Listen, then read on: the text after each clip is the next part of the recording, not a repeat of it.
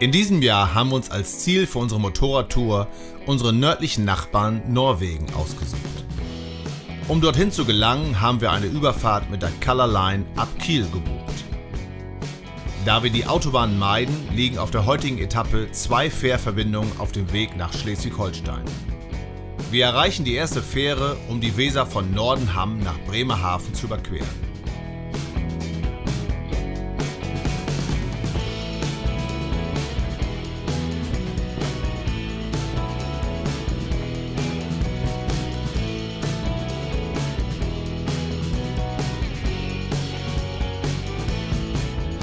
Mit der Elbfähre setzen wir noch von Wischhafen nach Glückstadt über.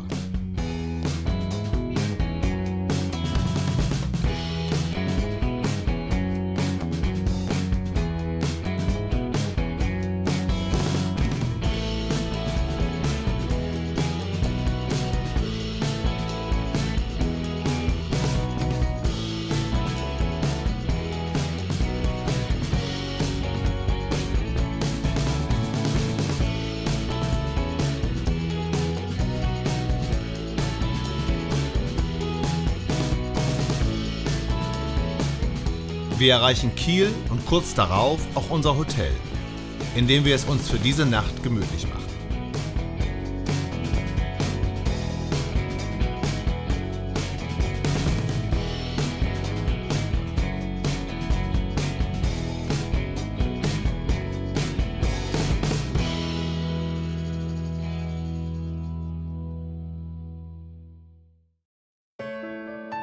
Nach einem reichhaltigen Frühstück starten wir relaxed in den Tag.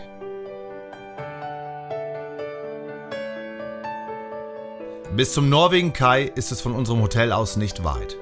Und so erreichen wir den Terminal der Color Line in kurzer Zeit, wo die Color Fantasy schon auf uns wartet. Auch das Einchecken verläuft völlig problemlos.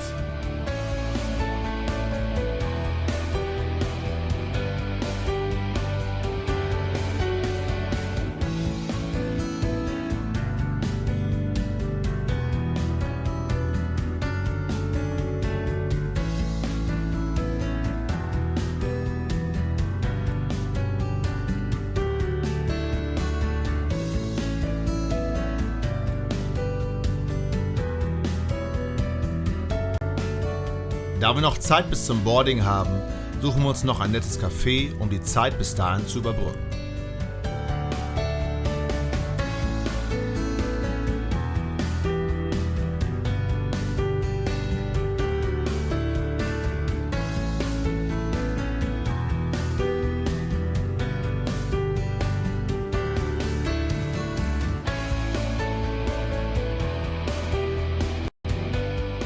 Dann geht es endlich los.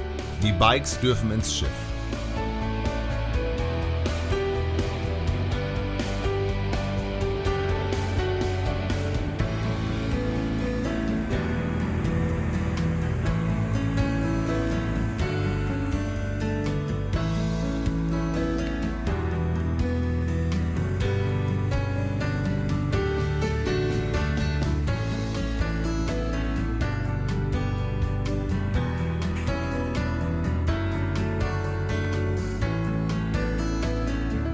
Nachdem wir unsere Motorräder verzurrt haben, begeben wir uns aufs Sonnendeck, um die weitere Verladung der Fahrzeuge von oben zu beobachten. Denn unsere Kabine ist noch nicht bezugsfertig. Dann beziehen wir unsere Kabine, raus aus den Motorradklamotten und wieder rauf aufs Sonnendeck, um das Auslaufen des Schiffes zu beobachten.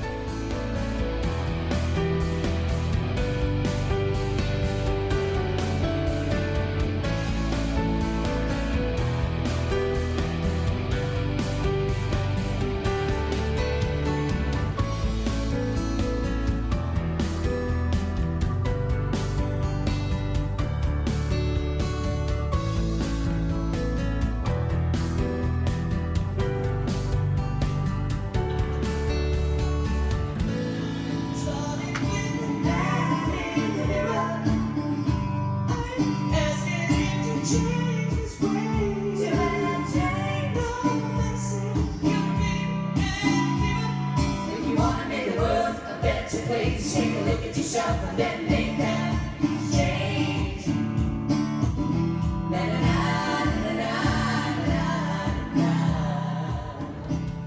Die Color Fantasy wird von der Reederei als Kreuzfahrtschiff mit Autodeck vermarktet und punktet mit 10 Restaurants, Showtheater, Aqua-Badeland und Konferenzdeck. Wir testen an diesem Tag die bordeigene Pizzeria. Sehr zu empfehlen. Nach dem Essen geht es rauf in die Observation Lounge, die sich direkt über der Brücke des Schiffes befindet. Von hier aus hat man einen tollen Ausblick.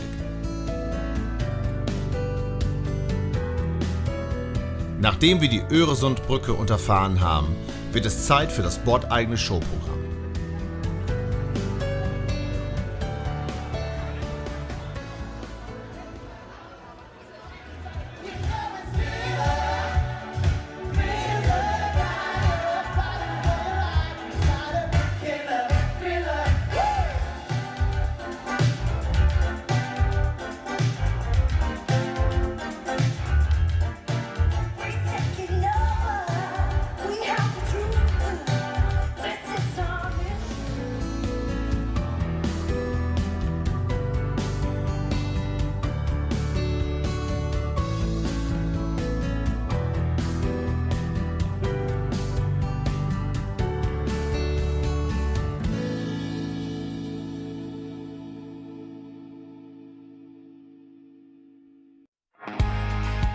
Heute frühstücken wir mit Blick auf den Oslofjord. Über eine Länge von etwa 118 Kilometern bildet der Oslofjord die Einfahrt zur Hauptstadt des Landes.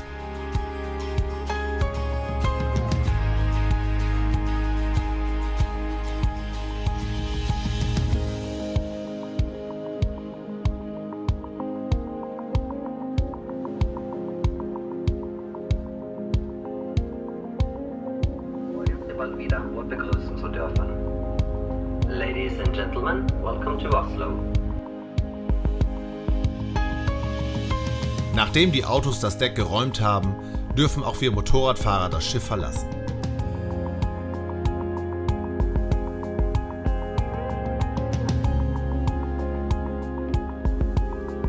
Auf der E6 machen wir uns auf den Weg nach Lillehammer, unserem heutigen Etappenziel.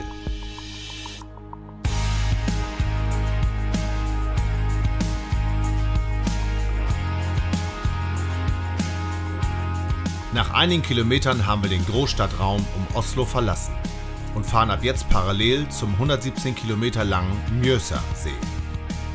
Der Mjøsa ist mit einer Fläche von 365 Quadratkilometern der größte See Norwegens.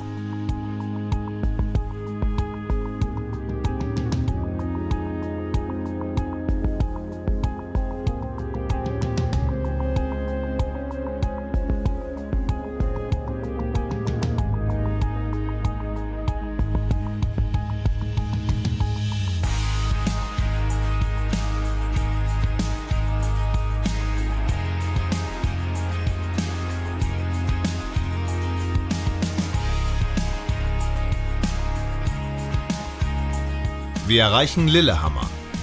Die Stadt wurde durch die Ausrichtung der Olympischen Winterspiele 1994 weltweit bekannt. Wir besuchen die Fußgängerzone der Stadt, bekannt durch ihre farbenfrohen Holzhäuser.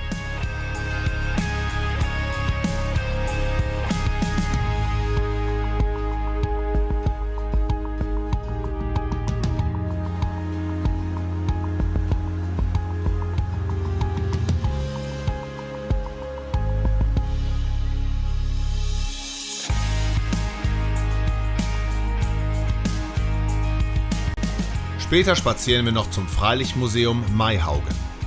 Das ist zwar schon geschlossen, trotzdem können wir von außen noch eine historische Eisenbahn und die alte Stabkirche von Garmo bewundern.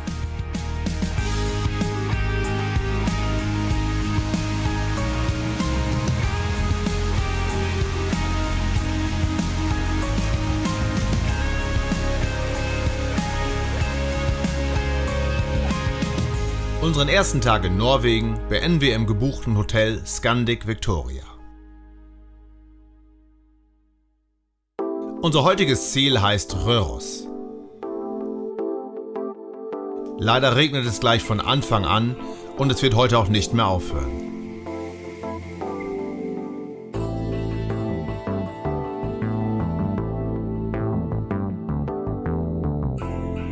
Wir erreichen Ringebu und besuchen die berühmte Stabkirche.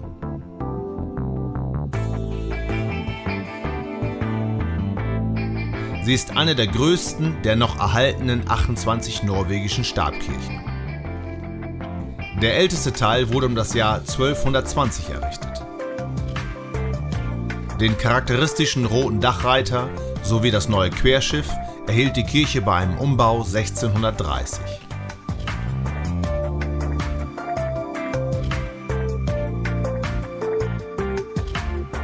Wir folgen einer Straße, die von Ringebu durch den Rondane Nationalpark führt. Er ist der älteste Nationalpark Norwegens. In ihm gibt es 10 Berggipfel, die höher als 2000 Meter sind.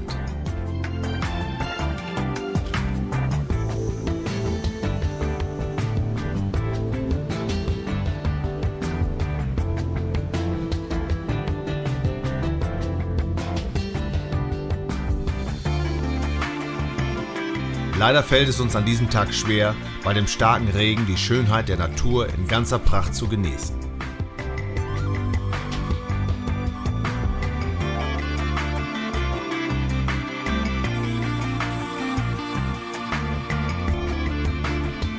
Nach kilometerlanger Fahrt durch Starkregen erreichen wir nach 260 Kilometern schließlich Røros und damit auch das Bergstadens Hotel. Nachdem wir unsere nassen Klamotten im ganzen Zimmer zum Trocknen aufgehängt haben, kaufen wir uns im nahegelegenen Supermarkt 2 Regenschirme und besichtigen den Ort.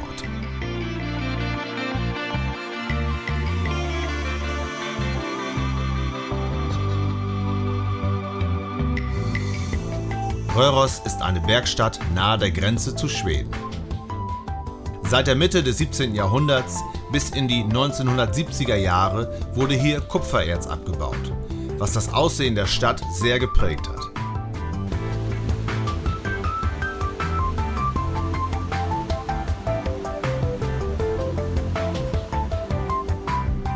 Die noch größtenteils erhaltene alte Bausubstanz hat Røros eine Eintragung auf der World Heritage List der UNESCO eingebracht.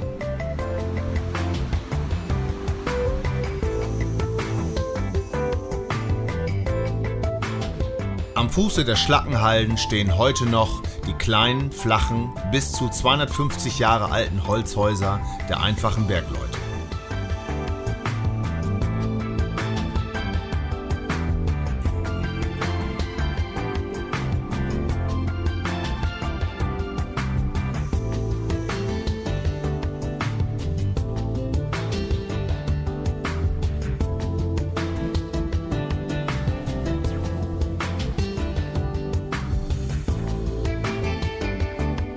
Wir beenden den Tag in einer urigen Pizzeria.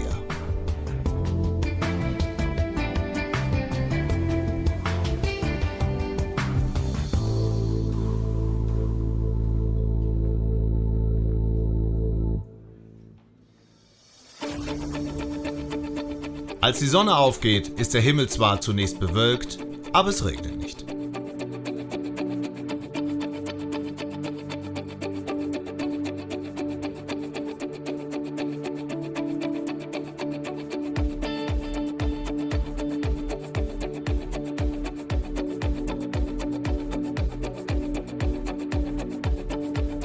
Wir folgen der Straße 30 und parallel dazu einem reißenden Fluss.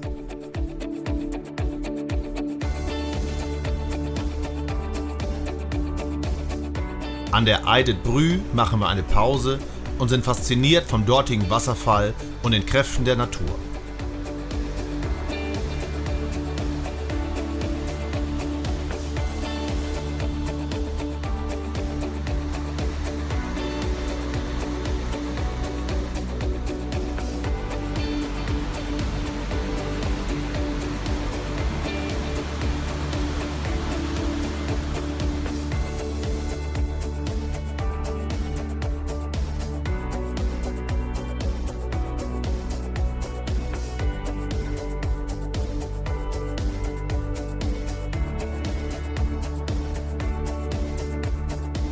In Norwegen hat man so gut wie immer Wasser um sich herum, sei es als Fluss, See, Fjord oder Wasserfall. Dieses Element steht den Norwegern im Überfluss zur Verfügung.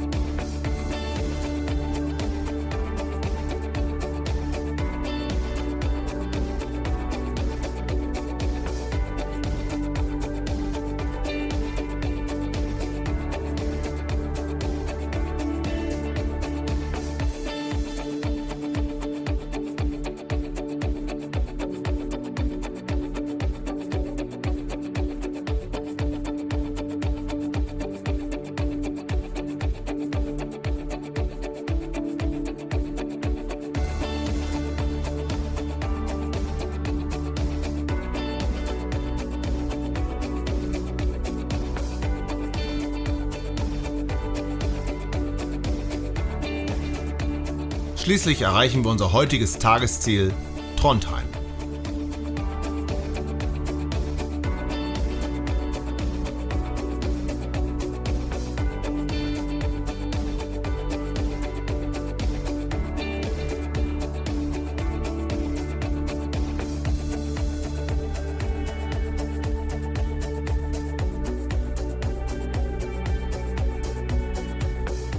Unser Hotel, das Scandic Backlandet, liegt direkt am Fluss Nidelva.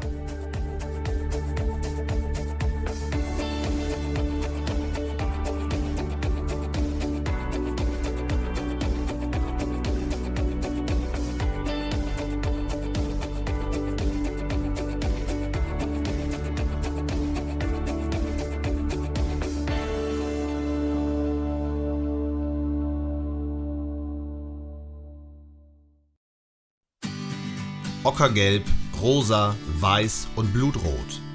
Das sind die Farben, in der die Fassaden vieler alter Holzhäuser am Nidelva getaucht sind.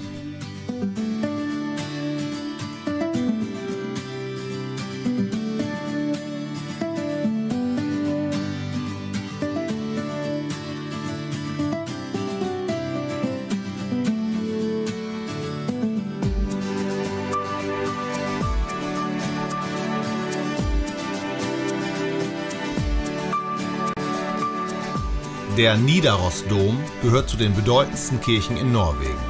Er gilt als Nationalheiligtum. Nach der Reformation wurde er zur Kathedrale der evangelisch-lutherischen Bischöfe von Trondheim.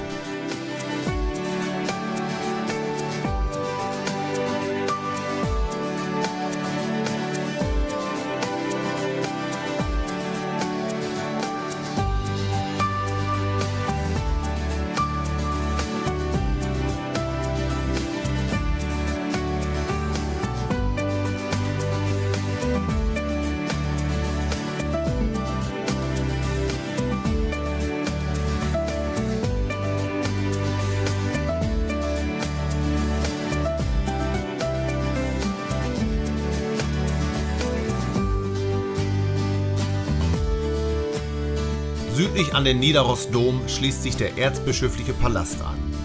Der Gebäudekomplex zählt zu den besterhaltenen seiner Art in Europa und ist zudem das älteste weltliche Gebäude in ganz Skandinavien.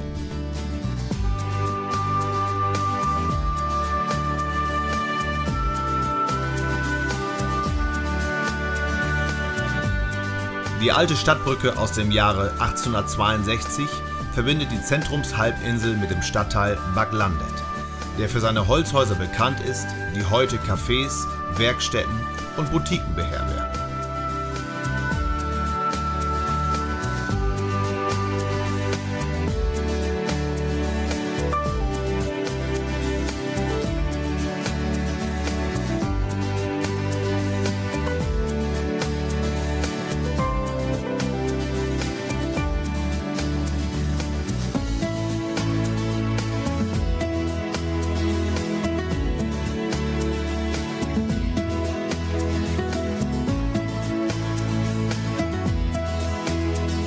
Hoch über Backlandet und der Stadt Trondheim thront Kristiansten, eine Festung, die zwischen dem Ende des 17. Jahrhunderts und den ersten Jahren des 18. Jahrhunderts genutzt wurde.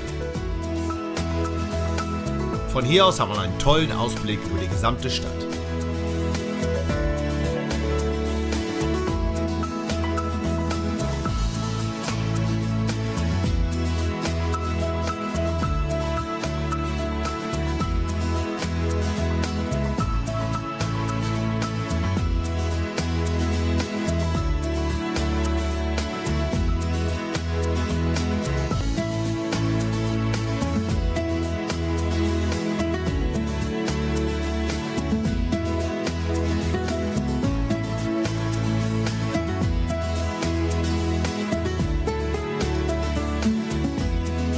Auf dem Gelände der alten Werft wurden die Gebäude unter Denkmalschutz gestellt. In den Backsteingebäuden und ergänzenden Neubauten treffen sich die Trondheimer auf einen Kaffee, ein Feierabendbier oder zum Dinner in einem der zahlreichen Restaurants.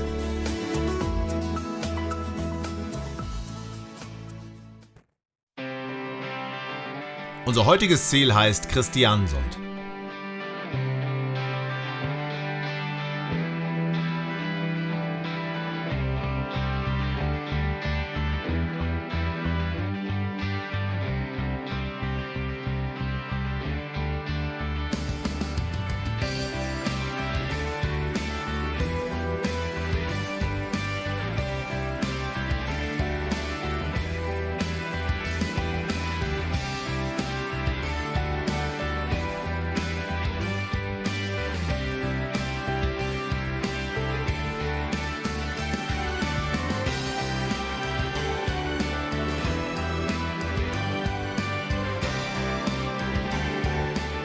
Diverse Seen und Fjorde begleiten uns auf der E39, die wie alle Straßen in Norwegen auf eine Höchstgeschwindigkeit von 80 km/h begrenzt ist.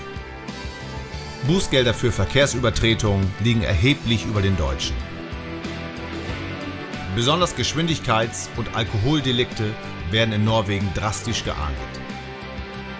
Ein Geschwindigkeitsverstoß kann laut den Verkehrsregeln in Norwegen schnell umgerechnet bis zu 1.200 € kosten. Also lieber einen Gang runterschalten, die Natur genießen und die Reisekasse schonen.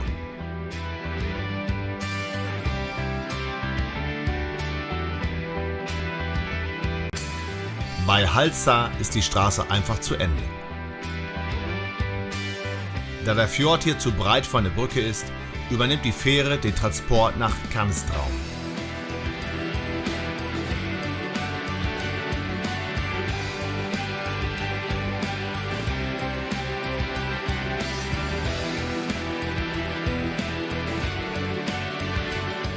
Dies wird nicht unsere letzte Fährüberfahrt bleiben.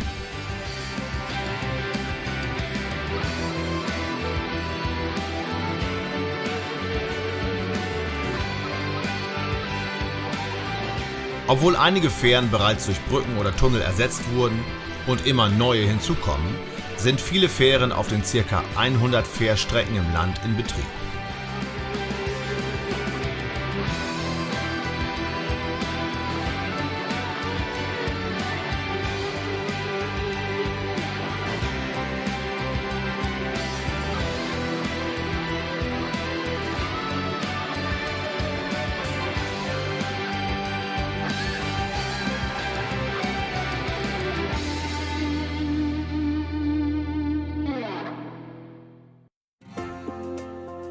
In Kristiansund angekommen, besichtigen wir den Ort.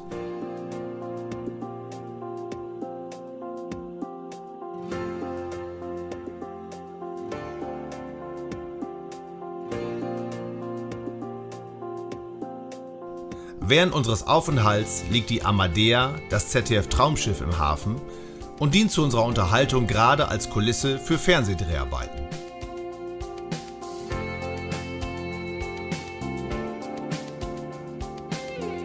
Kristiansund liegt auf 3 durch Brücken verbundene Inseln.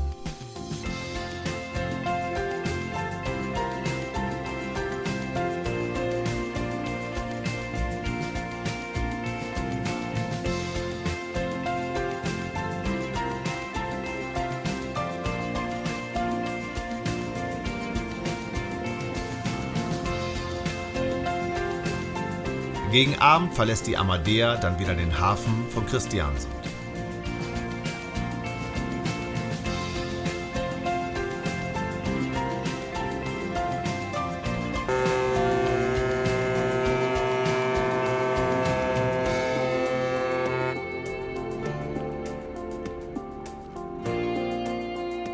Routiniert navigiert Kapitän Elmar Mühlebach das Schiff aus dem Hafen.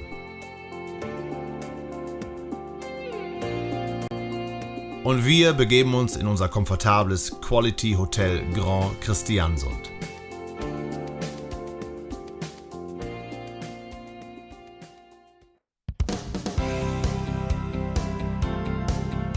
Heute wartet eine besonders interessante Straße auf uns. Zunächst fahren wir durch den Atlanta-Haafstunnel, einen einröhrigen Straßentunnel mit einer Länge von 5.779 Metern, dessen tiefster Punkt rund 250 Meter unter der Meeresoberfläche liegt.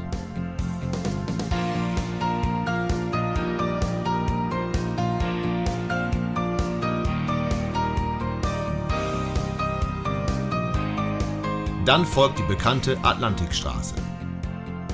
Kernstück dieser Route entlang der norwegischen Westküste sind die 8 Kilometer echte Straßenbaukunst auf Dämmen, Brücken und Inseln.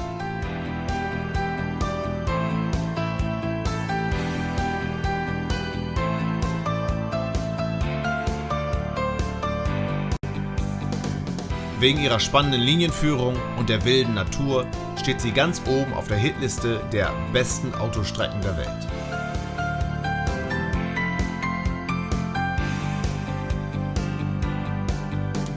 Wir machen Pause an der Storeseidsundbrücke. Kühn schwingt sie sich auf eine Höhe von 23 Metern.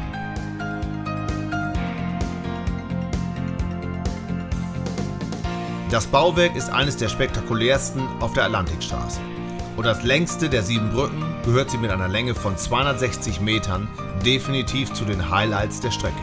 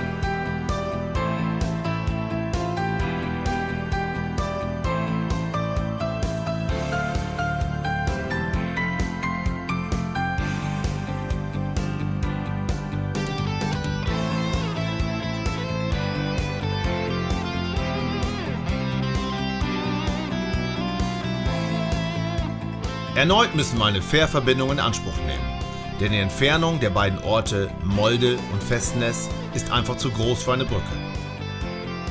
Und so sorgt die 35-minütige Überfahrt für eine abwechslungsreiche Alternative.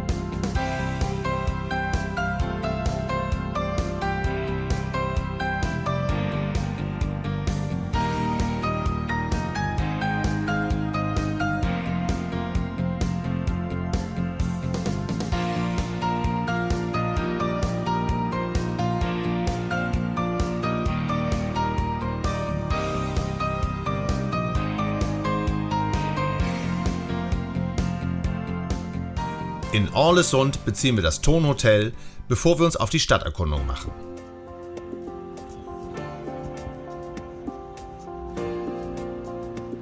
Das durch den Jugendstil geprägte Zentrum von Ålesund wie auch die reizvolle Lage der Stadt und Umgebung machen diese zu einem bedeutenden Ziel für den Tourismus in Norwegen.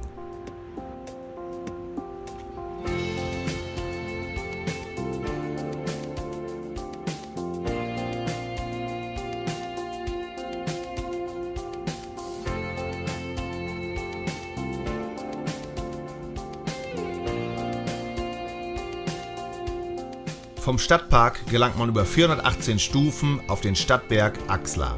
Vom dortigen Aussichtspunkt soll man eine schöne Rundumsicht auf die Stadt Ålesund haben.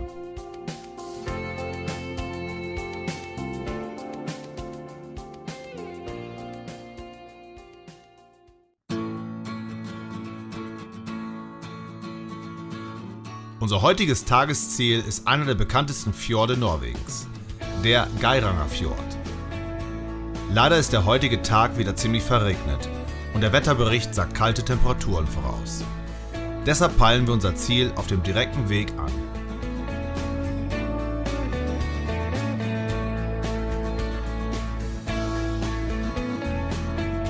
Mit der Fähre verlassen wir Linge in Richtung Eidsdal und überqueren den Norddalsfjord.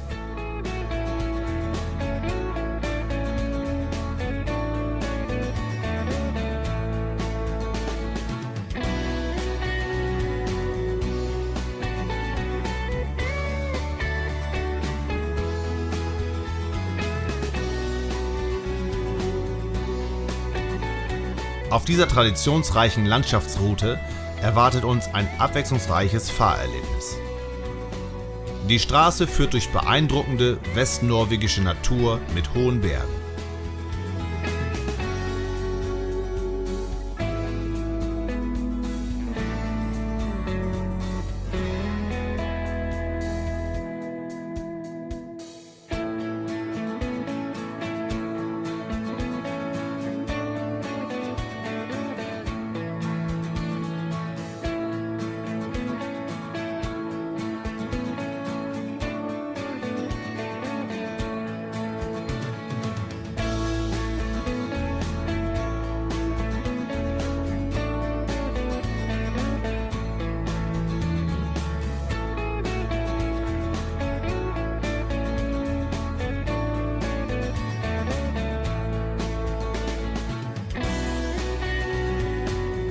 Wir erreichen den Aussichtspunkt Adlerstraße hoch über den Geirangerfjord und parken unsere Motorräder, um das tolle Panorama in uns aufzusaugen.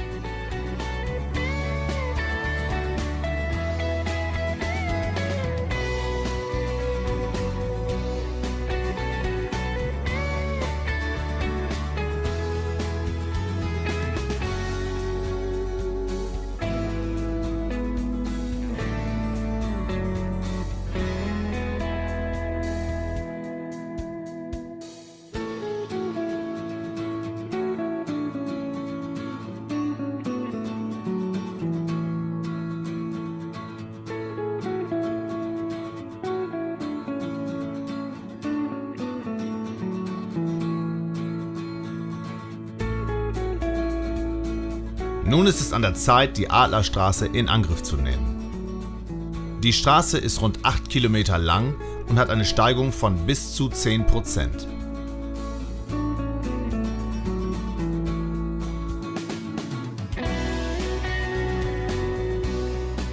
Besonders die Abfahrt zum Geirangerfjord ist eine der touristisch eindrucksvollsten Strecken in Norwegen.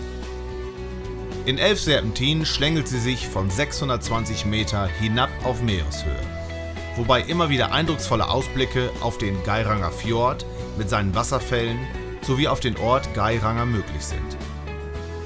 Schade, dass die Sonne heute nicht scheint.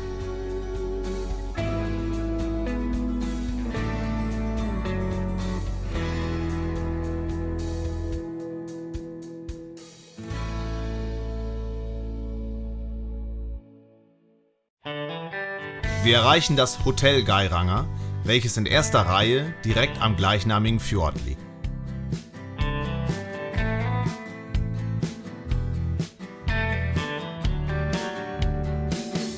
Nach einem wärmenden Kaffee und einer heißen Dusche erkunden wir Geiranger.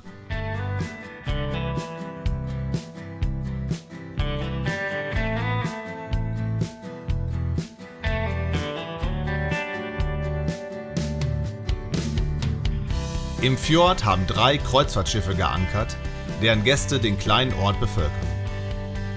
Nachdem die Kreuzfahrtgäste wieder an Bord ihrer Schiffe sind, wird es spürbar ruhiger. Wir nutzen die Gelegenheit, uns den Grinddalsfossen, einen Wasserfall in unmittelbarer Nähe, anzusehen.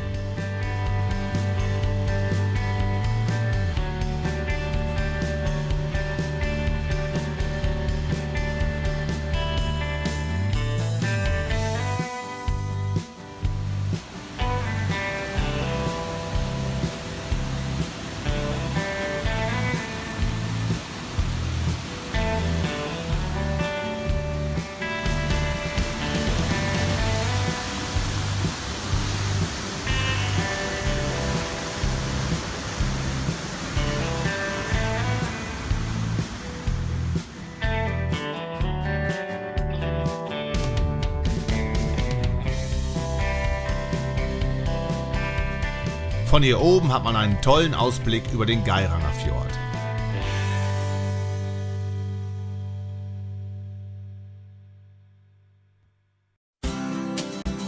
Wir besteigen die Fähre nach Hellesylt, um zunächst durch den Geiranger Fjord zu fahren.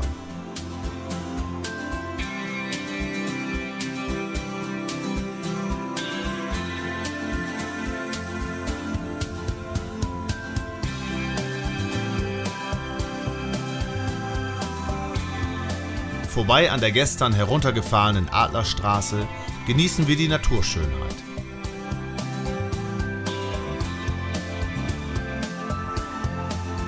Der etwa 15 Kilometer lange Geiranger Fjord ist einer der bekanntesten Fjorde Norwegens und gehört seit dem 14. Juli 2005 zum UNESCO-Weltnaturerbe.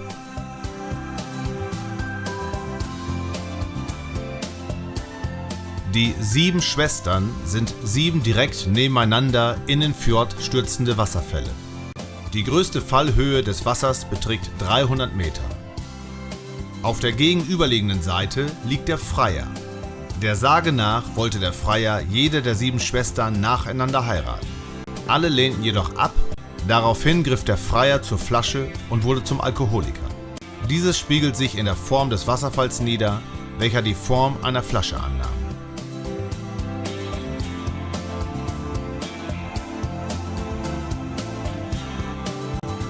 Das Befahren des Fjordes ist nur im Sommer möglich.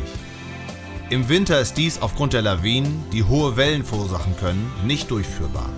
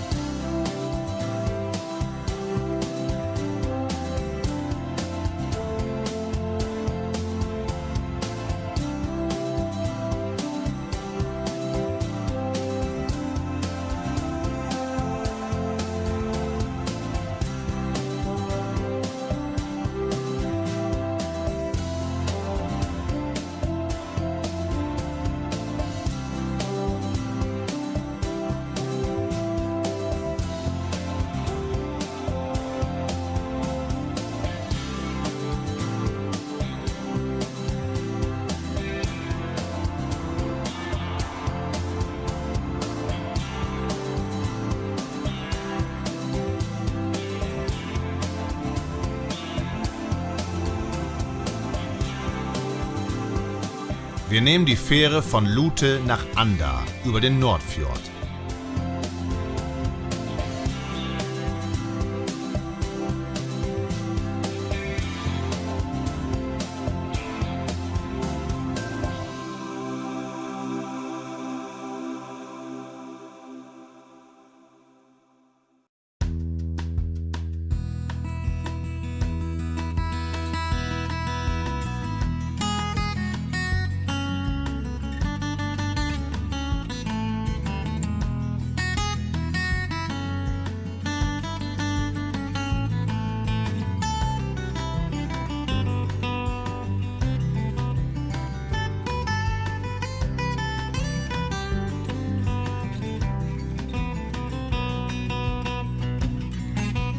Die tiefen Täler mit ihren Wildbächen sind einfach traumhaft.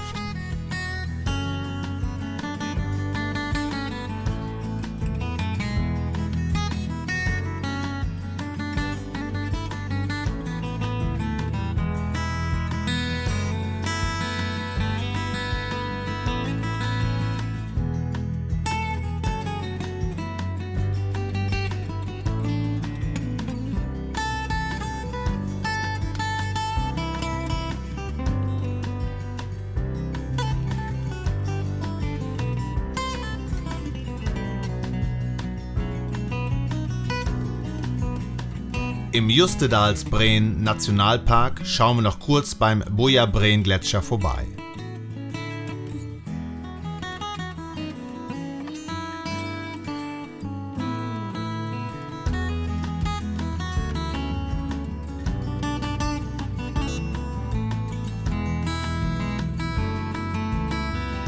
Dann erreichen wir unser Etappenziel. Sogndal am Ufer des Sogndalfjordes. Hier erwartet uns schon das Hofslund Fjord Hotel direkt am Fjordufer.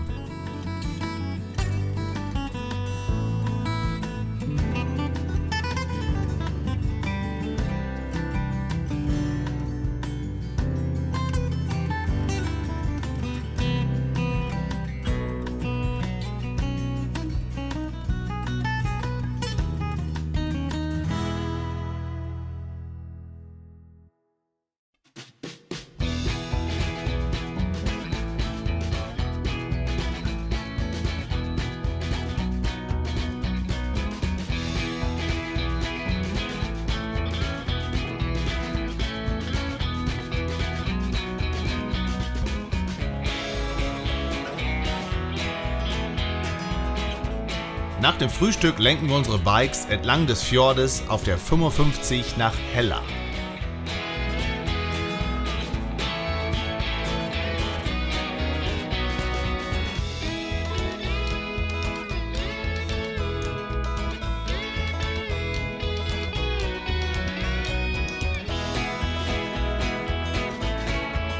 In Hella fahren wir das letzte Mal auf eine Fähre.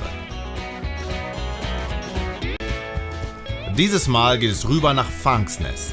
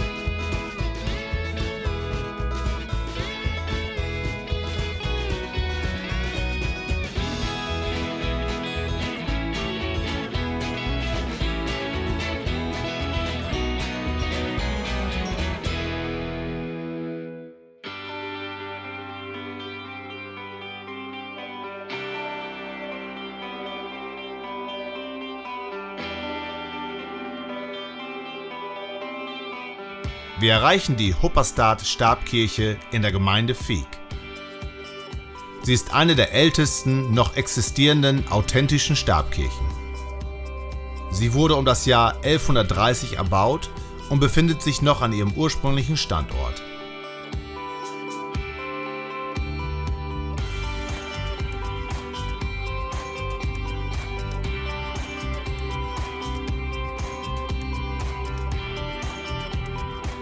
Nun schraubt sich die Straße immer weiter die Berge hinauf. Von oben hat man einen fantastischen Weitblick zurück zum Sogndalfjord.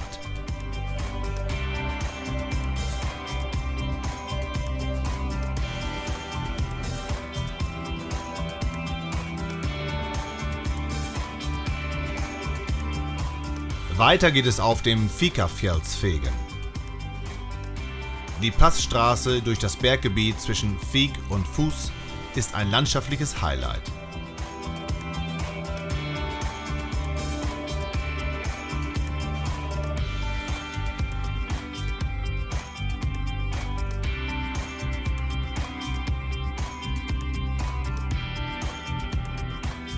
Wie ihr seht, liegt hier auf über 1000 Meter selbst im Juli noch Schnee.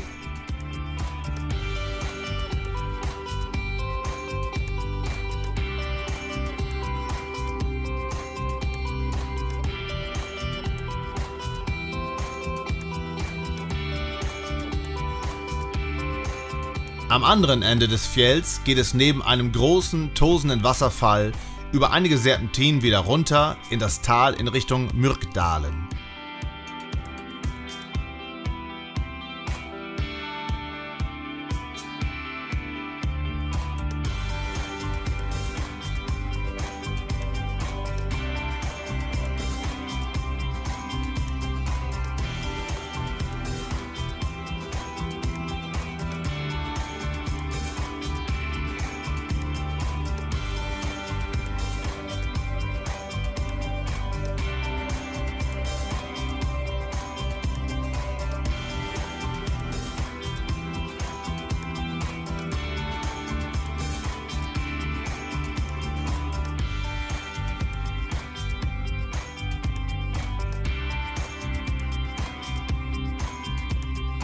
Zwölf Kilometer nördlich von Voss entdecken wir den Twindefossen am Wegesrand.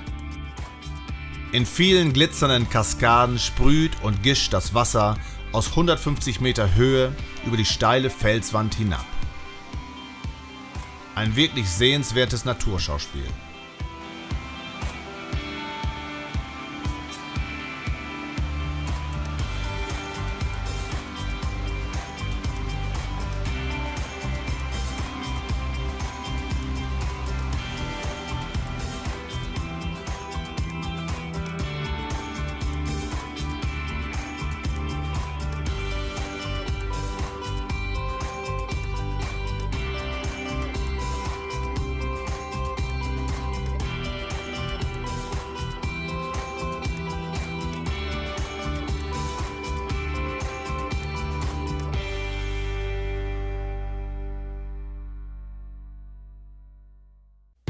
Nach weiteren 150 Kilometern erreichen wir schließlich Bergen und beziehen Quartier in unserem Hotel Scandic Bergen City.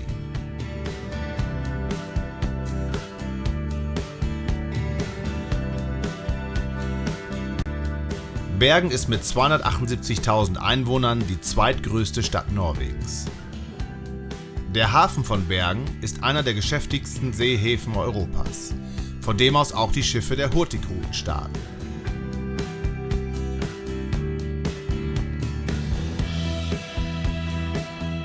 Wir wollen das sonnige Wetter heute noch nutzen, um mit der Fløybane, einer Standseilbahn, auf den 320 Meter hohen Fløyen, dem Hausberg von Bergen, zu fahren. Die einzige Standseilbahn Norwegens befördert jährlich mehr als 1 Million Reisende.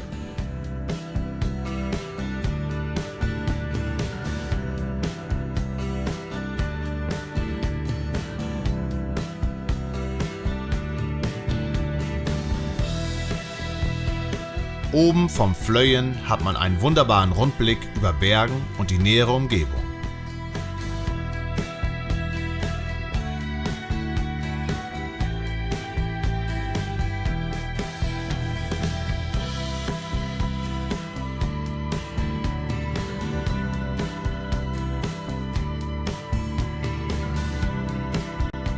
Auf dem Rückweg laufen wir über einen gut befestigten Wanderweg den Berg hinab.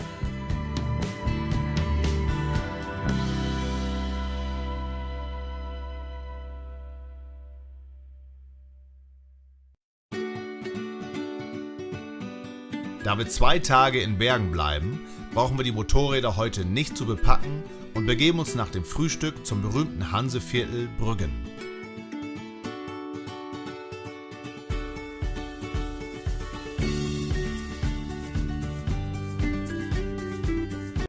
Bei einem Spaziergang durch die schmalen Gassen und engen Passagen des Hanseviertels Brüggen scheint die Vergangenheit Bergens wieder lebendig zu werden.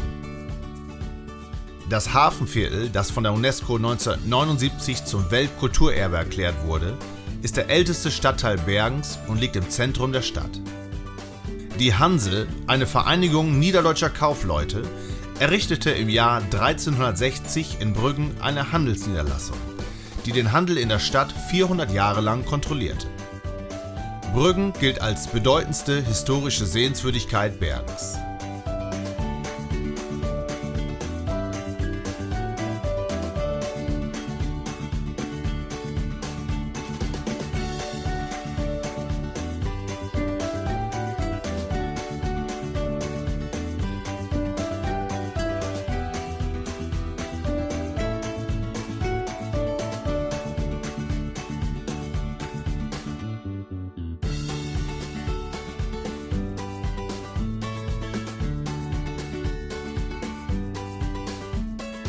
Während unseres Aufenthaltes finden gerade Dreharbeiten mit dem beliebten Schauspieler Jan Hartmann zur ZDF-Serie Kreuzfahrt ins Glück statt.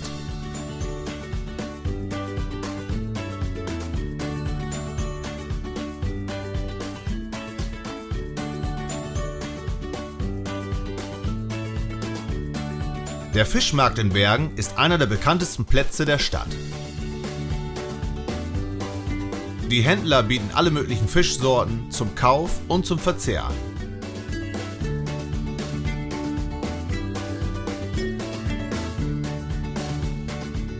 In Bergen gibt es noch viele alte Häuser in typisch norwegischer Holzbauweise. Sie sind vornehmlich weiß getüncht, da weiße Farbe in früherer Zeit nur sehr teuer herzustellen war und man damit seinen Reichtum nach außen demonstrierte.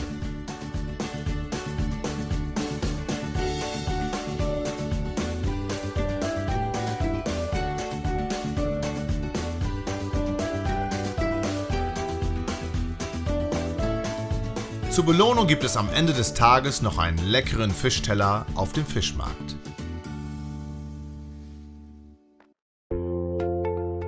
Heute steigen wir wieder auf das Motorrad, denn die Fahrt geht weiter nach Geilo.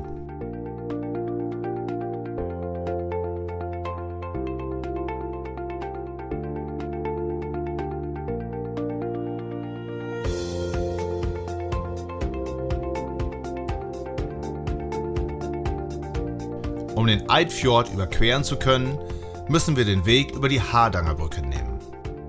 An beiden Enden führt die Brücke direkt in Tunnel, in denen sich jeweils ein blau beleuchteter Kreisverkehr befindet.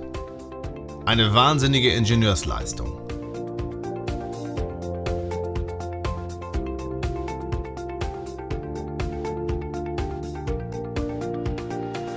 Die Warntafel vor dem Tunnelausgang zeigt die Windstärke 10 an, als wir hinaus auf die Brücke fahren.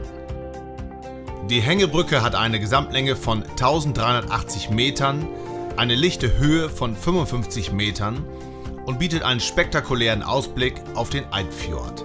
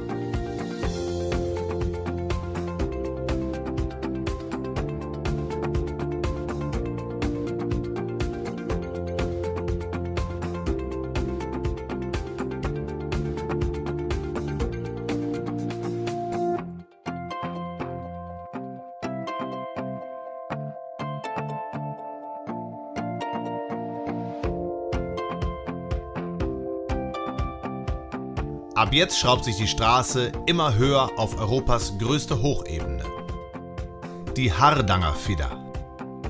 Am Westrand der Hardangervidda in Eidfjord besichtigen wir noch den Føringsfossen. Die Fallhöhe beträgt 183 Meter und der Sprühnebel zaubert zusammen mit der Sonne einen spektakulären Regenbogen in das Tal.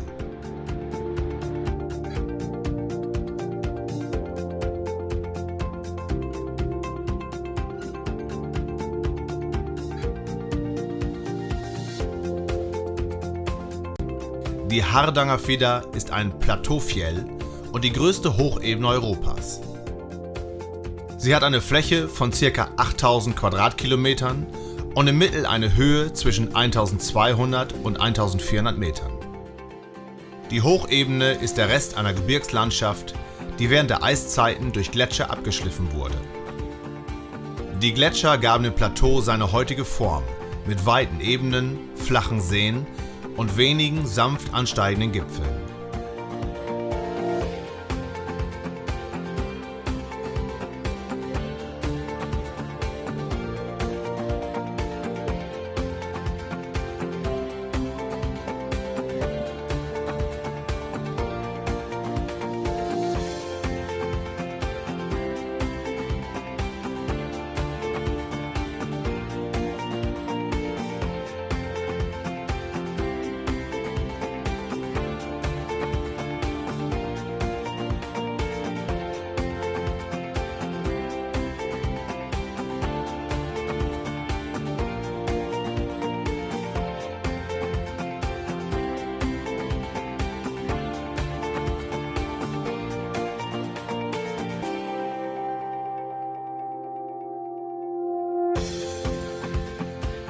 Dann erreichen wir den Ort Gailu und beziehen unser geräumiges Apartment im Gailu Garden.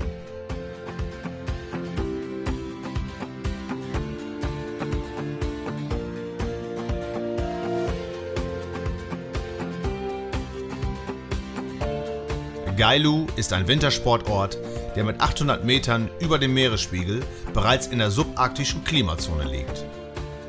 Nur an 2 Monaten im Jahr herrscht hier eine Durchschnittstemperatur von über 10 Grad Celsius.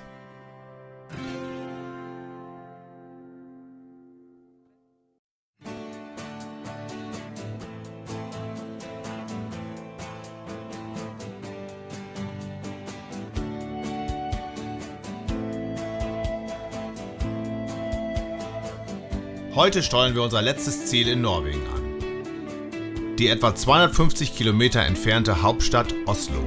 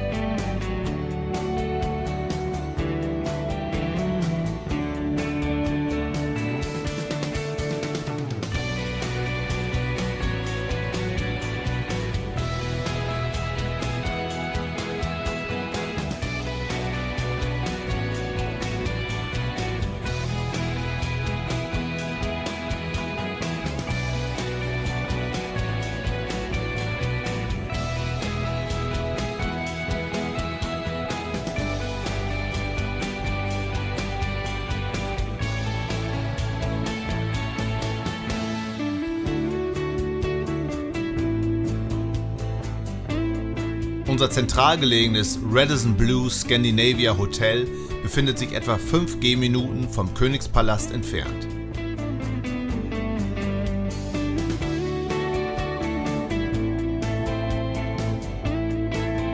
Das klassizistische königliche Schloss befindet sich im Staatsbesitz und ist dem König von Norwegen zur Verfügung gestellt. Es liegt am Ende der zentralen Einkaufsstraße Karl Johansgate und ist von einem 22 Hektar großen Park umgeben.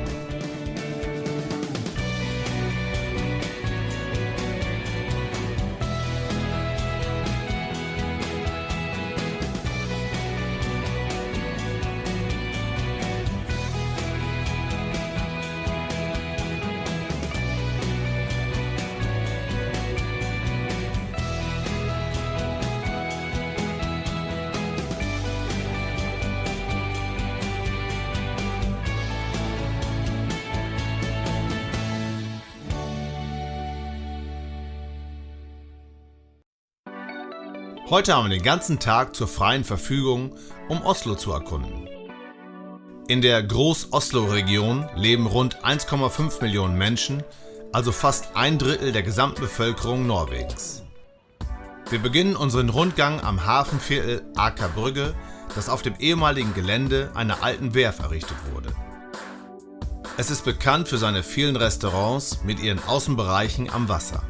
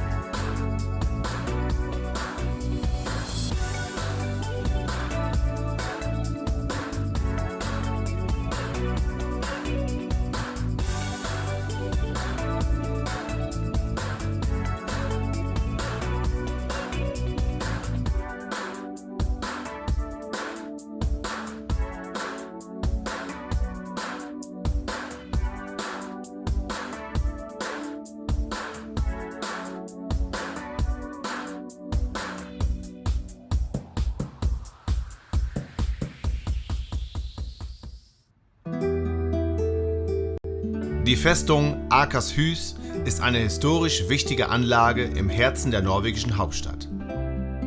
Sie befindet sich auf der Halbinsel Akersneset, direkt am Ufer des Oslofjords. Dort prägt sie die Silhouette der Stadt.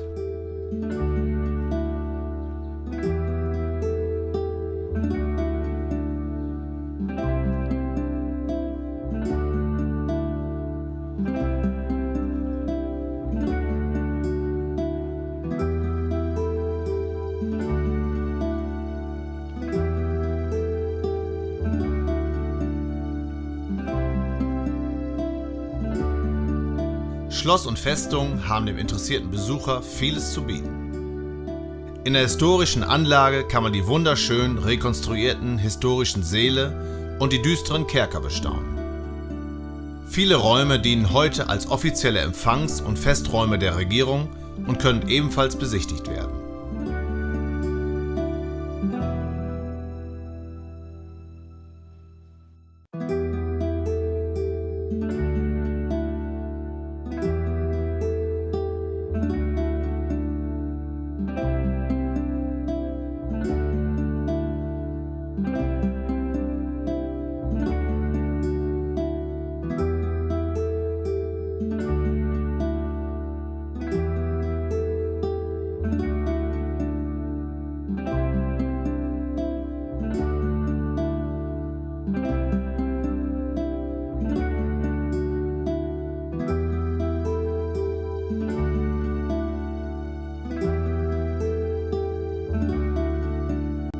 Von der Festungsmauer aus hat man einen herrlichen Blick über den Osloer Hafen.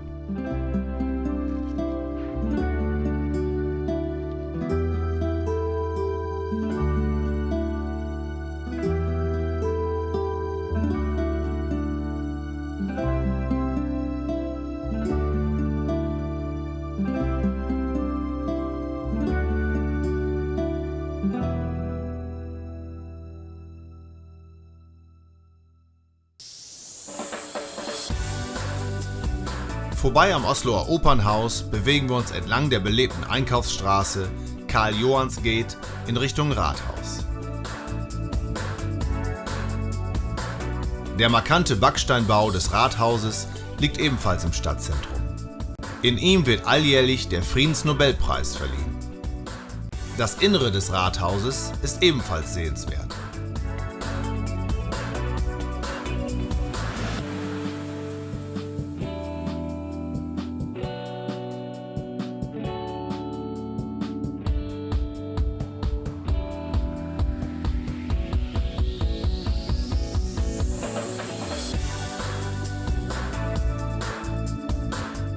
Den Tag beenden wir in der Sky Lounge im 21. Stock unseres Hotels. Von hier aus hat man einen tollen Rundumblick über die Dächer von Oslo.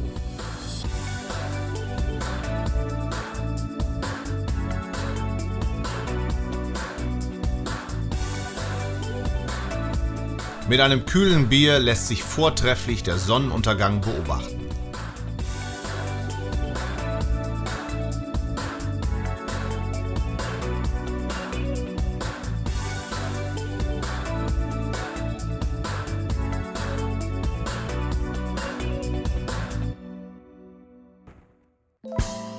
Nachdem die Sonne wieder aufgegangen ist und wir ein leckeres Frühstück zu uns genommen haben, machen wir uns auf den Weg zum Anleger der Color Line.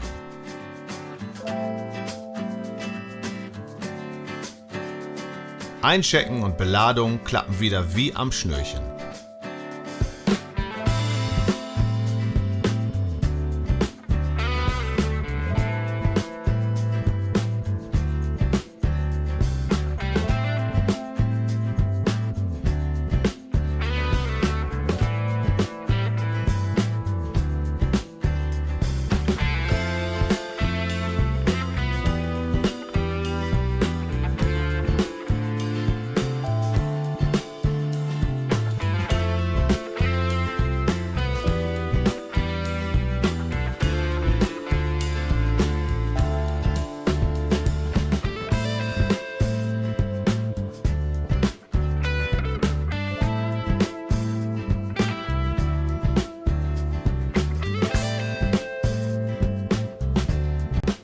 Wir beziehen unsere schöne Außenkabine und verabschieden uns von Oslo. Und damit auch von Norwegen. Dem Land, das uns mit seinen Naturschönheiten jeden Tag aufs Neue begeistert hat.